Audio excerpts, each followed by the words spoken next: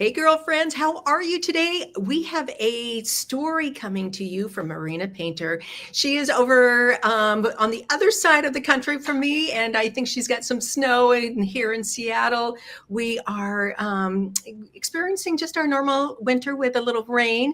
But you know what is so fun is that we get to come together wherever we are across the US or even around the world and share stories. And so it is just so fun to have you here, Marina. Welcome to the Being Brave Tour podcast. Thank you, Karen, for inviting me. It's a pleasure to be here. Yeah, as we share the stories, there's ladies be listening in, your story might be different, but there's these commonalities. It's the experiences that we walk through, the emotions that we go through, the things that we overcome. And Marina, your story is a little one about determination and getting through things, through some really tough things that you went through in your life.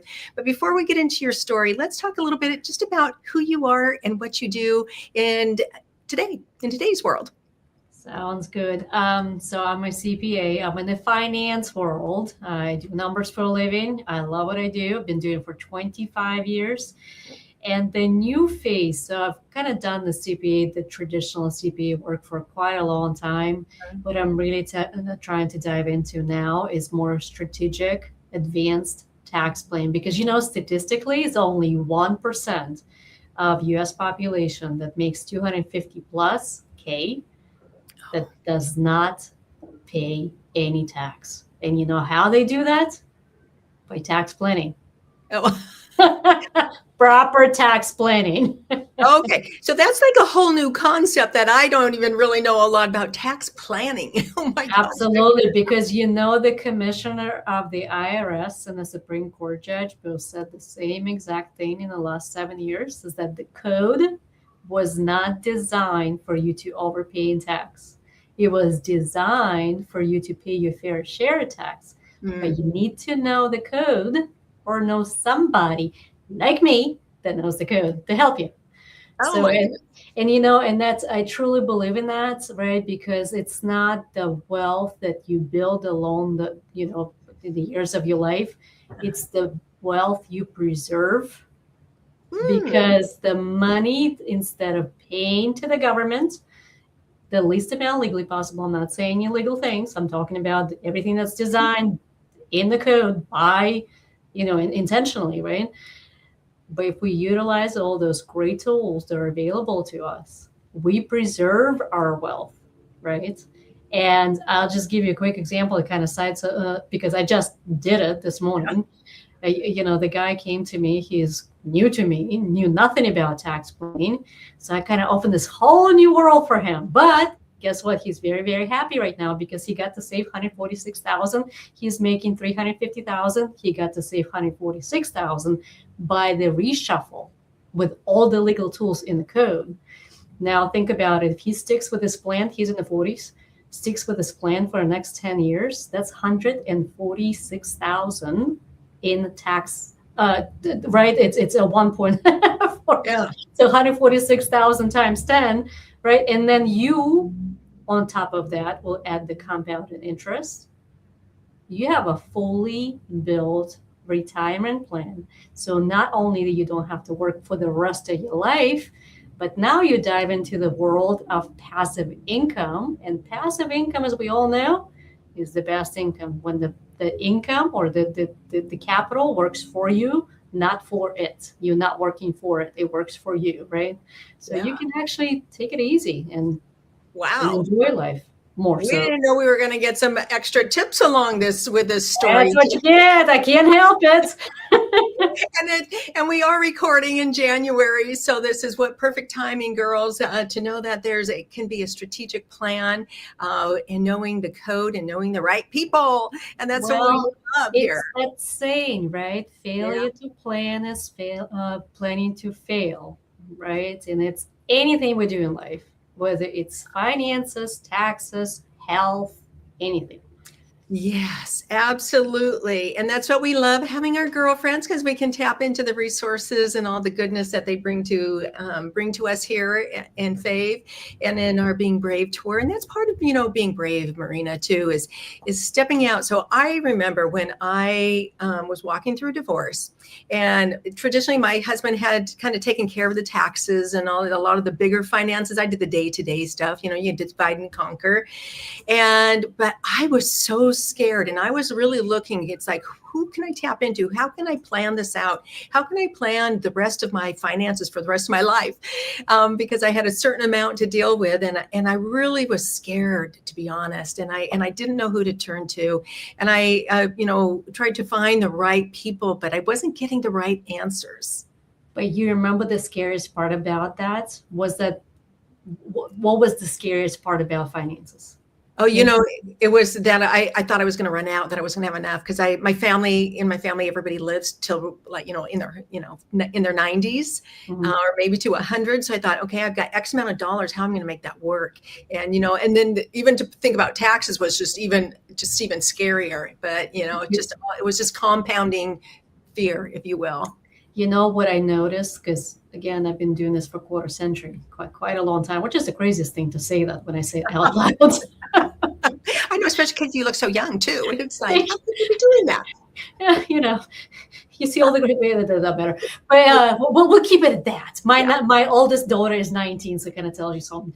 But anyhow, so but what I notice is it's the unknown factor that scares me.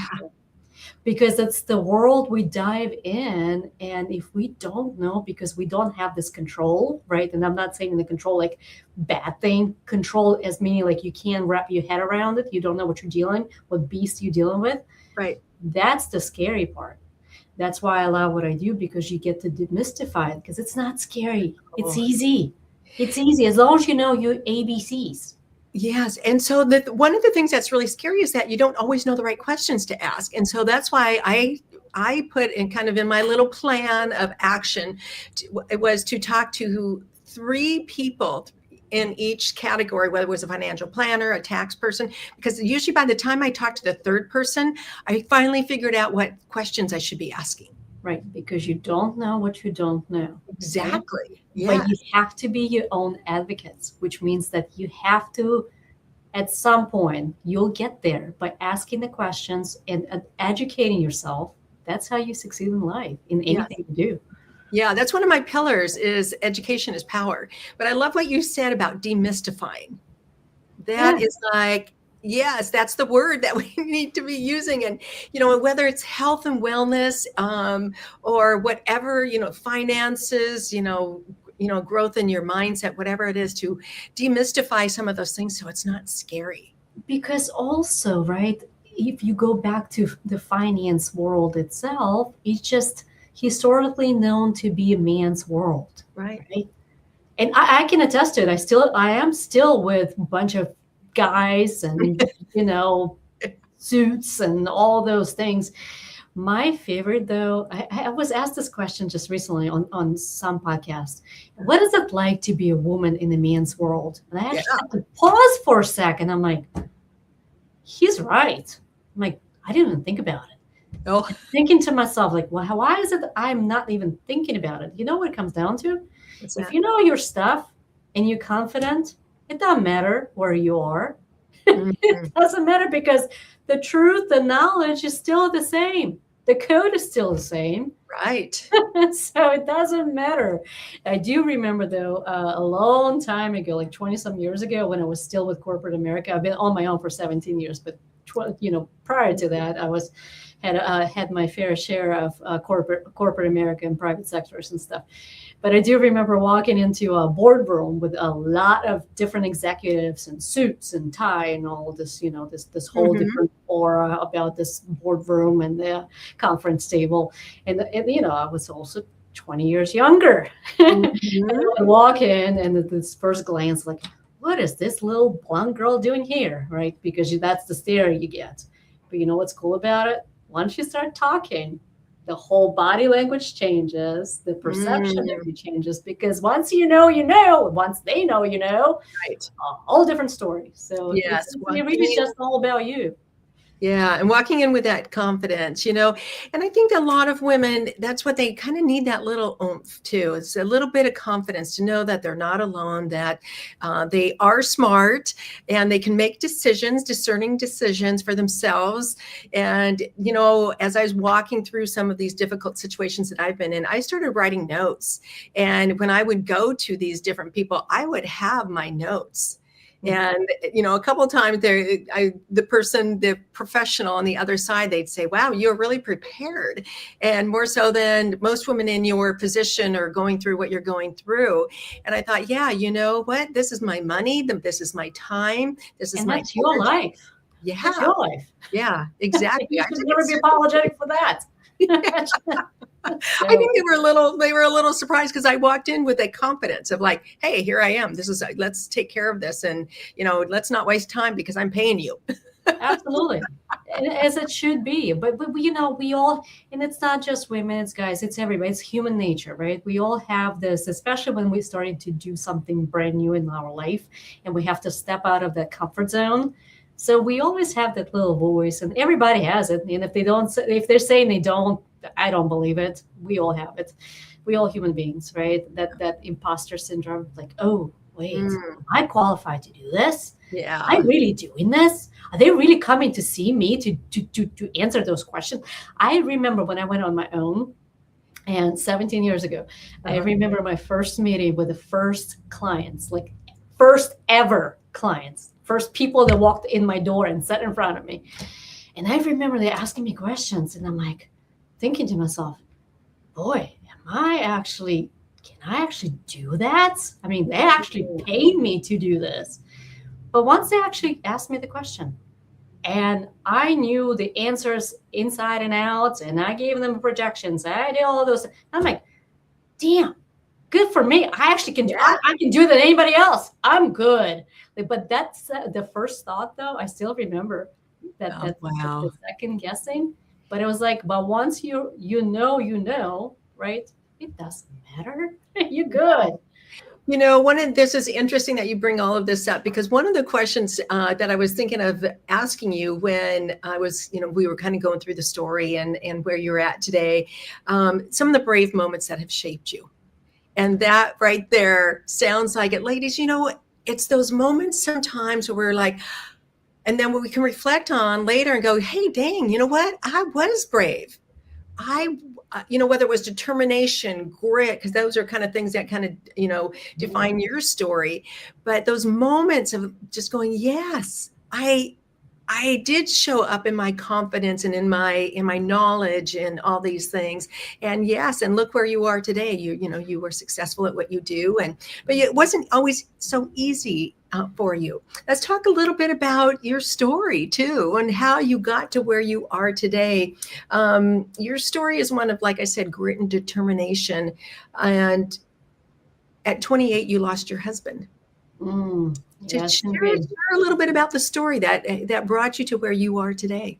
You know the irony, and I didn't even think about it when we booked this appointment today. Uh-huh. Today is his anniversary.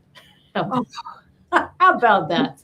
But wow. anyhow, but I get to see a different perspective, Yeah. right?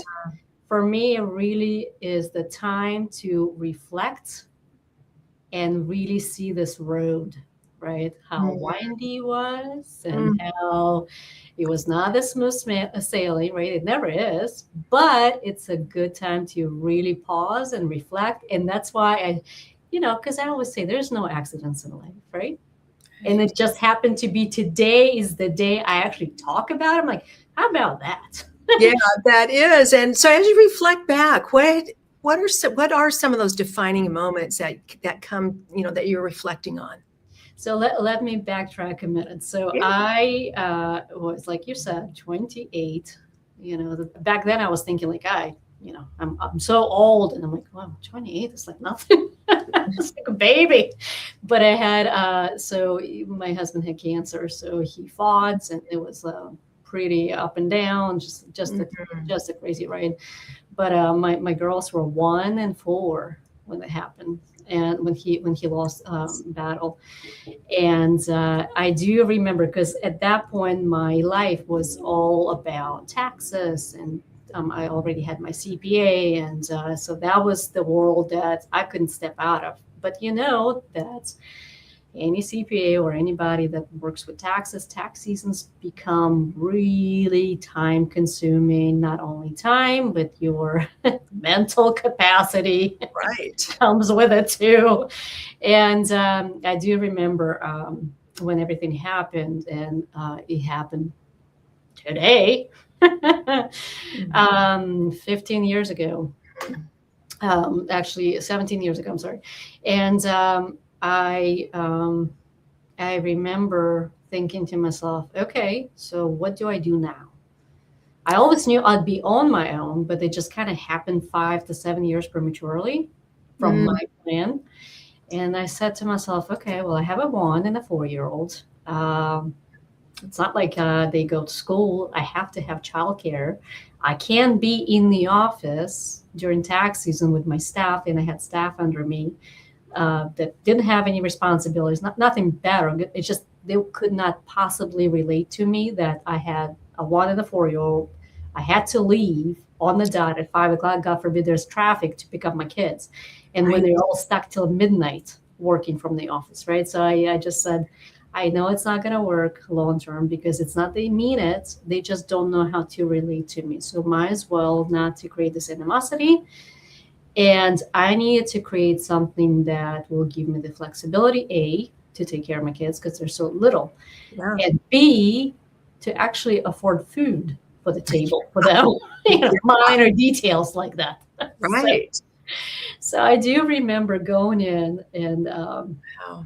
putting in my I got through the first tax season because it happened today, like many years ago, and then I got through the first tax season, and that's like around May. I said, okay, this is not going to work long term, because when everything happens, you still have people help, and the first few months, and then everything kind of disappears, just Yeah. because everybody goes back to their normal lives, and that's part of normal everybody's story typically, right? You have a few people here and there, but it's not something you're going to rely on for the rest of your life, right? You Right. have to find avenues to be efficient and sufficient. Right. So, and somewhere in May, June, I started thinking, all right, so what is my long-term solution here? What is it I need to do? And I said, you know what? I have to go. It's right now is the time. Right now is the time before next tax season. I have to go on my own. It's just I have to figure out how to do it. Oh, And wow. I went to and I put in my resignation, as my partner at the time was giving me a raise of 25%, which was huge. And I was already making over 100,000 at the time. So my pay was very comfortable, but it was not the problem with the pay, but it just made it so much scarier to walk away from it, from Right. that to zero. So Yeah. no guarantee whatsoever.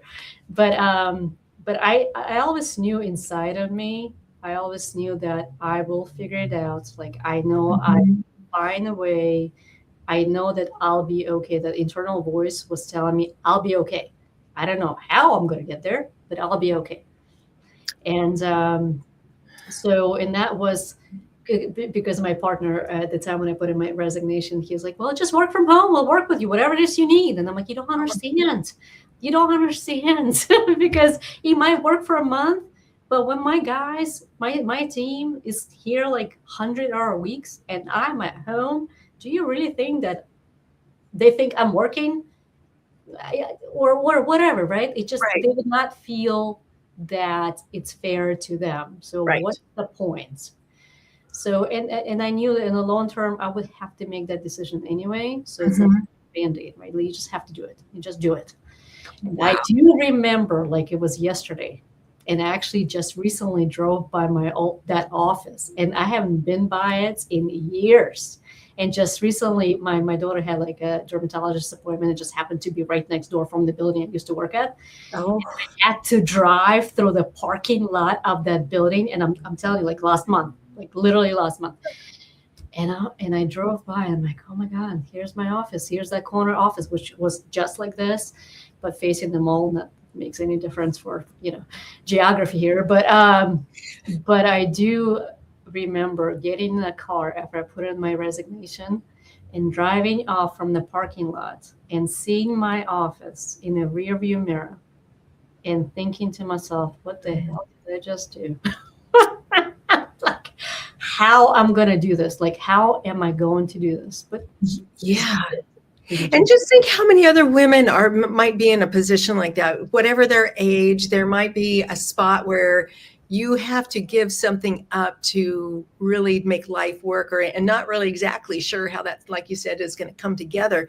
But I love that you had that self-talk, that you were telling yourself that you were going to be okay, because you knew you had the wherewithal and the skills to put into action and to find a way to make it work. It sounds well, and it's interesting, right? Because we sometimes don't realize what we're capable of actually doing it, because it takes doing to test your limits. Right. And I remember for the longest time I would tell myself, what doesn't kill you makes you stronger. What doesn't kill you. And I'm like, how much stronger can I get? I'm like, I'll take a break. I'll be good.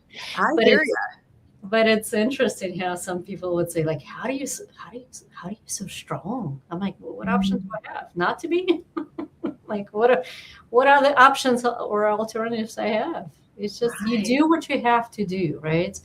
Yeah. And at this point of my life, reflecting back, and in almost, over 20, close to 25 years, solid 20 years of helping business owners, and actually not just helping them, building those businesses, right, for business owners.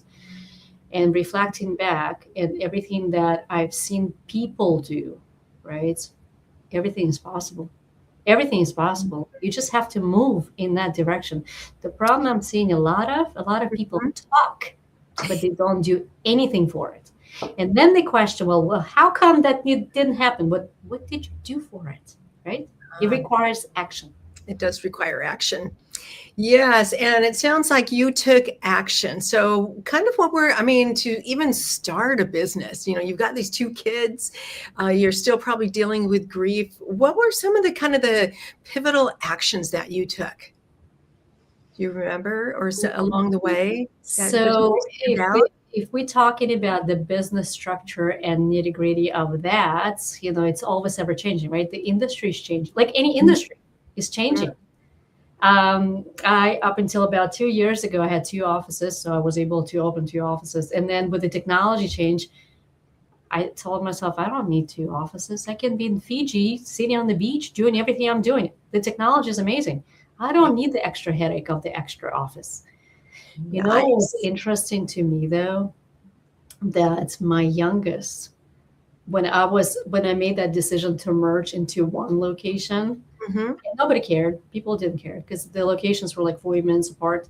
But I live right in between, so it didn't matter to me whether I go left or right. So that worked for me. But it's just the headache of having 2 offices, staffing 2 offices, getting supplies for 2 offices, all of the technology for 2 offices, like times 2. It was just, I'm at the point that my oldest is in college, and I'm like, all right, I'm seeing the light now at the end of the tunnel. But it was interesting to me that when I made that decision to consolidate, and I had the sign at the old location with my name on it, and my little one goes, Mom, you need to take the sign. I'm like, what am I going to do with it? She goes, you don't understand. I grew up in this office. We both did. We were in this office when there were no school days, snow days, sick days, anything days. She goes, I remember this is my home. I'm like, I didn't think about that. But those are the things that really reinforce how great that is, seeing that life through the eyes of my children. Right? Yeah. And they got to actually experience that grit and determination and resilience and all of that, and not giving up. It does work, right? As long as you're persistent and staying and moving in the right direction, staying on the track, right? And really make even baby steps are better than none. Yeah. So as we kind of wrap up your story a little bit here, what are you hoping that women will get out of this? Or is there something that you would like to share that for women to maybe take that determined step, or what kind of inspiration would you give them? Just believe in yourself, right? It starts with believing in yourself. What I've noticed also in years of dealing with a lot or working with a lot of people, thousands and thousands and thousands of people, um, especially women have this negative self-talk for some reason, Yeah. right? But it starts in your mind. Perception is your reality. You make your life. A lot of people live in this mentality that life happens to them, not Mhm. for them. So step Right. out of that narrative, right? Right now, step out of it. Because life happens for you. You just have to see the opportunities. When you free your mind from that negative self talk, from this, I'm not enough, I'm not, I can't do those things.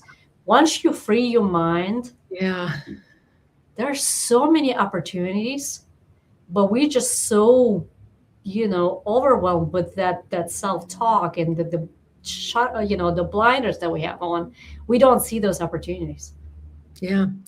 It's what you were saying, because sometimes your mind is so busy with the talk that that you don't see those possibilities and those opportunities. What if we just turn the talk off for a few minutes Uh, and look, got outside of our computer, outside, and just looked to see what is available? It's be interesting to take it, a couple minutes each day to see what happens. Absolutely. And the best thing that you can do for yourself is really invest into yourself. The knowledge, right? Anything, any investment you have in yourself to better yourself as a person.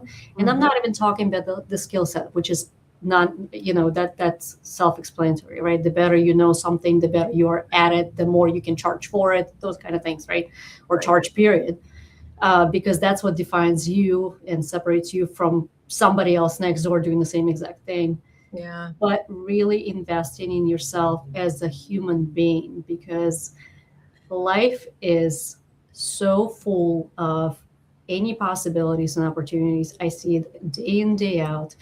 When I was a little kid, which was interesting to me, I was probably 6 or 7. And I remember looking at people and, kind of observing people and thinking to myself, and I'm a little kid, and thinking to myself, why is it some people do what they do and don't do what they don't do? Because not doing is also a decision that they make for themselves, right? Hmm. Not inaction is still a decision. Right. Or why is it some Vietnam vets coming home with missing limbs, and they're like the most grateful people and pleasant, and they have this world of wisdom, and they're just so great to be around, right? And they're just so grateful, and they have missing arms or legs or whatever, right? They never complain. But why is it some woman breaks a nail and the whole world is collapsing? Like, what is it making them? Because it all starts with your mindset, right? What you telling yourself, what your story is in your head that you're replaying to yourself. Mhm. So, and the answer came to me when I was probably in mid 20s, because I kept like thinking like, what is that? Why? What makes those decisions? What drives those decisions, right, for us? And I read this book, and I can't remember now what the name of it was because it was such a long time ago. But it generally was talking about if you're a level 2 person dealing with a level 5 situation, it's a problem, right? Because that's not, you're not conditioned. Your Right. background, your tool set is not developed for that situation of life. Mhm. If you're a level 5 person dealing with a level 5 situation, it's not a thing. It's just that not a day. You just check mark, done, moving on. If you're a level 10 person dealing with a level 5 situation, you don't even think about it as anything, any normal day-to-day thing. It's not a thing, right? So by growing yourself, you know, as a person, developing the resilience, the skill set, the tools that you need to have, you are that much better, right, for your future self Yes. than. And having a plan for that growth and seeing what areas that you need to grow in. Marina, I did that when I was walking through a divorce. I realized that my emotional status was not a 10 that it needed to be to get through some tough situations. And so I called it Karen University. And I said, these are the areas I see that are lacking in myself, or areas of opportunity of growth. And it's interesting, as I started down that road, and I thought, okay, I need to learn how to run a business, because I was starting a business. And then I thought, okay, I need to learn how to talk to people. I need to learn this. And so I started investing in myself. And as you do that, you find new areas that maybe need some little oomph, or that could use a little, more growth, and to do that and to keep doing that, because you never stop learning. I mean, relationships and communication are difficult no matter what business you're in, or maybe you're retired or a stay-at-home mom, whatever it is.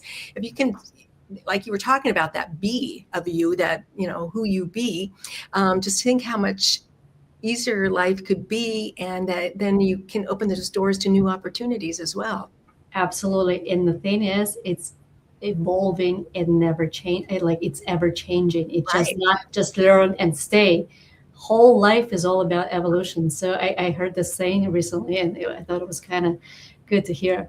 Illiteracy of 21st century is not ability of writing or reading. It's not being able to learn new information, relearn information, and unlearn information. Yeah. Right? Yes. Because it's all conditioning. Yes. And, as I'm a woman of a more interesting age. I'm in my 60s. And you know what? Or not. Yes. Good for you. That's amazing. I turned 65 this year, but we have to keep learning, because technology is going quick.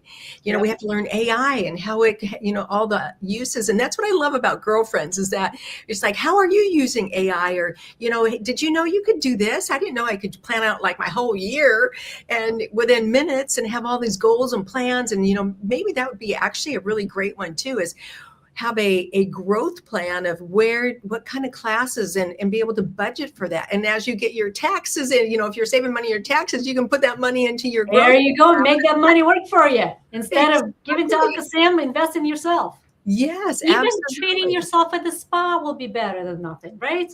Yeah. Sometimes we need that too. We do need a little pampering. Oh my gosh, what a great conversation. Thank you for coming and chatting with us. Anything you would like to leave the ladies with before we sign off? Just really believe in yourself. Tomorrow's another day. And, we all know life kicks us down sometimes. Life, boy, do we know when life happens, it happens. But you know what? Tomorrow's another day, right? And if we can learn something from today, tomorrow will be a much better day. Yeah. Oh, thank you for joining us. Thank you for sharing your heart and your story, and some little lovely tips along the way too, which is really great. And we just thanks for being brave here with us. And ladies, we hope that you got something out of the story today, and just recognize your own brave. And that's the everyday brave that we're walking through. So we love you, and we want you to join us next time. Thanks, Marina. Thank you. Bye-bye.